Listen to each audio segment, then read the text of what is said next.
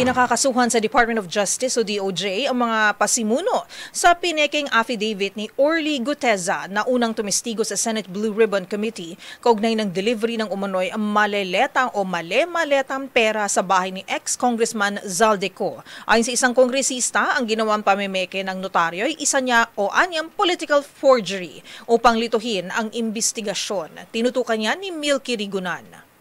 Dapat agad ng kasuhan ng Department of Justice sa mga nasa likod ng peking sinumpaang salaysay ni Orly Guteza na kanyang inilahad sa Senate Blue Ribbon Committee. Ang kay Bicol Saro Party List Representative Terry Ridon, Chairman ng House Infracom, ang desisyong ito ay matibay na patunay na may planadong political forgery na ginamit para linlangin ang mga investigasyon at sirain ang reputasyon ng ilang opisyal ng gobyerno. Gate ni Ridon, hindi ito simpleng pagkakamali kundi sadyang pagbabaluktot sa katotohanan at hadlangan ang imbestigasyon ng Senado. Dagdag pa ni Ridon, kailangan mapanagot ang lahat ng gumawa at nagpakalat ng peking dokumento para mapangalagaan ang integridad ng mga proseso sa Kongreso. Anya, ang paggamit ng mga gawa-gawang ebidensya ay hindi lamang pag-atake sa mga isinasangkot na individual, kundi sa buong institusyon. Ayon kay Manila Regional Trial Court Executive Judge Carolina Icasiano Sison, falsified o pineke ang sinumpaang salaysay ni Guteza.